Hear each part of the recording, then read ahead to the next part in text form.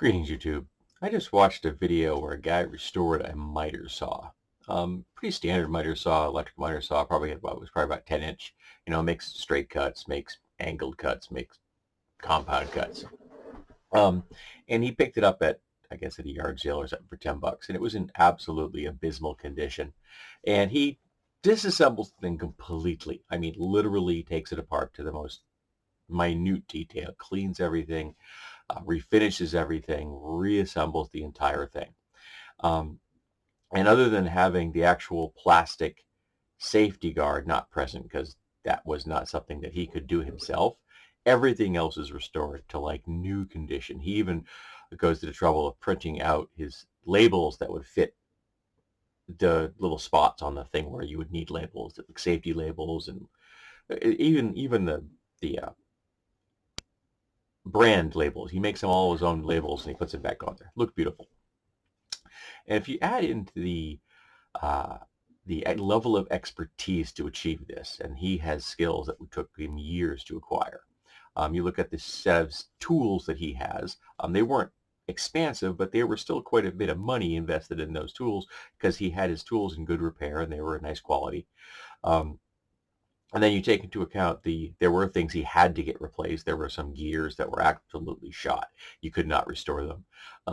And then you take into account the time it took him to disassemble this thing, completely clean it, treat it, recoat it, reassemble it. This became the most expensive miter saw in history. Okay? There's a reason we don't do things like this anymore. As a project, I completely understand it. I make my own tools all the time. I've made my own workbenches. I have just finished building my own storage wall in my basement. Um, it allows us to have things exactly the way we want them. It allows us to do things on the cheap in the sense that we can get inexpensive parts and then we invest our time and effort, as opposed to just purchasing something new where we are spending money as opposed to time. Uh, Time really is money, folks. Don't ever forget that. And if you're ever doing any crafting for someone or any work, don't undervalue your time. You are worth a lot of damn money. Um, but I don't think people watching this kind of video really understand what this guy or any person who does this kind of thing is bringing to the table. There's a reason that we don't do this. There's a reason that it would be less expensive to go buy a $150 miter saw that does this. And I believe you could buy $150, pay $150 for a miter saw that does pretty much everything that this miter saw does, maybe 200, because it does make compound cuts. And that's worth it, your time and money. Why? Because you're not having to do this.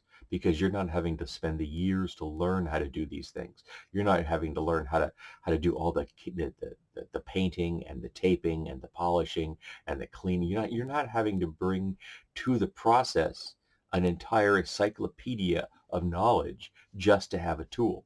You go to the store, you buy the tool, you bring it home. This is a bit. It's a T20 star drive bit, Torx bit. I love Torx bits. I'm a big fan of them. That and the Thompson square drives, I love them to death. I don't like Phillips heads. I can use them when I have to, and slotted screws are a tool of the devil. This doesn't cost much. I got this. I think I got this for free or something. But the point is, to make this, it didn't cost a lot of money. I work in manufacturing myself, and we make seals and gaskets. Now, a single seal may cost 22 cents. I'm just pulling that number out of my ass there, but I know we have stuff that costs that. But to make that 22-cent part, the mold it's made in could cost you $100,000. And the machine that mold is run in is going to run you $1 million. And then you have to buy the material that the seal is made out of, and you can't buy that in a quantity equal to a single seal. You have to buy that from the people that make the rubber you want, and they have a minimum lot size. I think that most of the stuff I think my company uses like the minimum lot size of 500 pounds. I know because my particular where I work, we make the parts that this is where part numbers come to die. We make the one-off stuff. We make the short run things, the service orders. We don't have a lot of daily runner type parts. We make a lot of things that may only run once a year, or even sometimes every 2 or 3 years. You may make 1,000 or 2,000 pieces, and then we shelve that mold. We don't use it again for another 2 years. So we get ourselves in situations where we have to buy a minimum amount of rubber, and the smallest quantity we can get is 500 pounds. So we may make actually more seals than we need, because the rubber has a shelf life, has an expiration date, and then we just shelve those seals, and then we sell them as people want them, until eventually we get down to the point where it's time to make another batch. And again, we have to buy the minimum of 500 pounds. Um, but to make that 500 pounds of rubber takes an entire facility of its own. And then you have to take into account the building that this press sits in. That's, millions and millions of dollars to have a building that has all the required wiring and hosing, and it provides the machine with the air pressure it needs. It requires it with the electricity it needs. It requires it with the glycol lines that help pump glycol through the molds, so that they help to regulate their temperature. You have to make sure that the thing has all the oil it needs for the hydraulic systems that are built into it. Not to mention the maintenance team that has to make sure they maintain it. Though we really don't have much of a maintenance team. We have a more of a fix things when it breaks team. Yeah, I wish we had more of a maintenance team. All of these things are incredibly, unbelievably expensive. But the end result is a 22-cent part. And we can make, we may be able to make 4,000 or 5,000 of those a day in an 8-hour shift. All right, so that's a lot of parts. They're not very expensive, and that's what the customer is paying for the 22 cents. We pay that. We make the amount of money we invested in to produce them, of course, is under that, because that's how you make a profit. But all the attached things to that, all the required items to produce that 22-cent part, is a vast investment. As the old saying goes, you can't make money if you don't spend money. And to gear yourself up, to tool yourself up to be able to produce that 22% part, 22-cent part, is a big investment. And the guy that restored this saw, he had a big investment too. He brought knowledge and experience and tools and some replacement parts, and he invested time. Yeah, you could make a 22-cent part, that exact part, by hand if you wanted to, and it would be incredibly expensive. When we're gearing up to produce a new product, the product has just been authorized by a customer, they want to run a test sample, we're not going to pay someone to build a mold to stamp, or a die set to stamp out a steel or produce an aluminum insert, that we need 12. You know what I mean? You just don't do that, because that's the first run. They're making like 12 or 13, 12 or 20 pieces.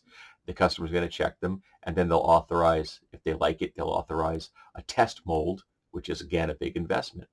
But those dozen, aluminum inserts that we need for that, if that were in production, each of those would be very inexpensive, because again, people have invested the money in all the stuff that is needed to produce an inexpensive part. But if we have to have those 12 parts made by a shop, each one of those parts is incredibly expensive. It's worth maybe $150 for a single insert. So you're darn well going to make sure you mold that properly, because that's a big investment. You don't want to screw up.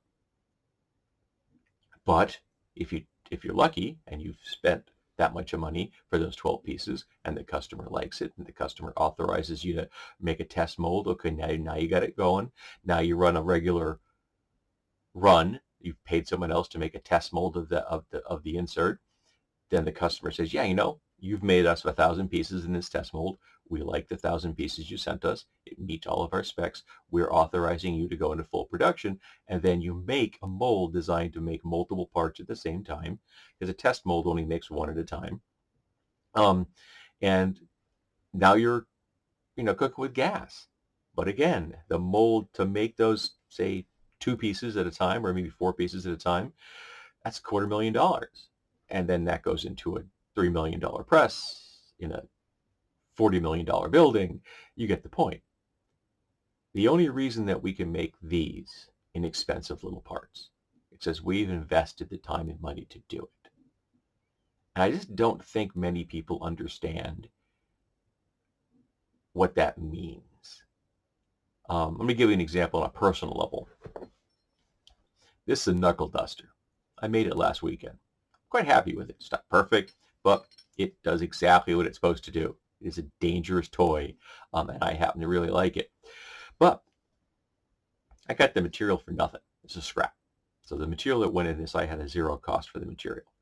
The drill press that I purchased, that I drilled this with for the most part, I think I paid $150 or $200 for that. And that came out of some bonus I had, so it actually didn't cost me much at all.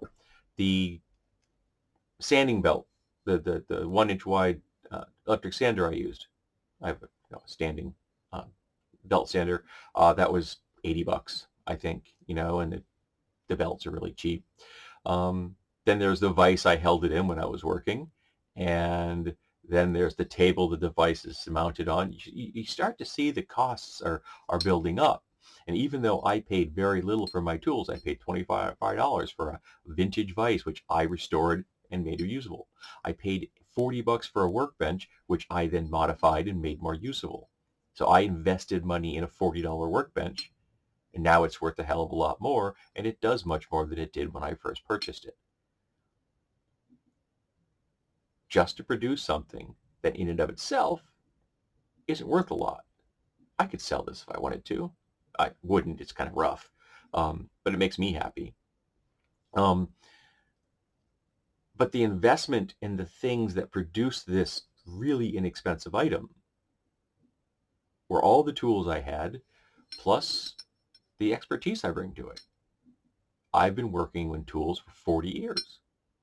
I actually have some knowledge about this. I'm not as good as the guy that did the restoration on that saw video I just watched. He's much better at working with tools than I am. For example, I would never disassemble, clean, and then reassemble a motor. I would kill myself. But I can do this, and I have fun. And I learned something, and I made this out of aluminum specifically because I would like to make a knuckle duster out of steel someday. And I have a piece of steel, 1/2 inch plate steel, in my basement waiting for such a project. And now I have a better idea what that project entails. And I know that in the future, I want to make a version of this pretty much exactly the same shape as this, with slight modifications for the fact that it'll be steel. And I'm looking forward to it at some point in the future. I don't like making 2 things at the same time back to back. It gets boring. But I bring stuff with me, and I learned from producing this. So I will bring that knowledge to the next one. So even though we live in a world full of really cheap parts, that as an individual, they don't cost a lot. There's an economy of scale here that we have to never, ever forget. The things that you own in your life exist because there's people like me and like this guy and like the people that make the mold and people that make the press and the people that built the building and the folks that maintain all this stuff. There is an army behind this. And you have to remember that. And that army is manned by labor, by people. And the people that own all that stuff, they have the capital. But they got that capital because of the folks like me and like that guy in that video. Because without us, you don't get this.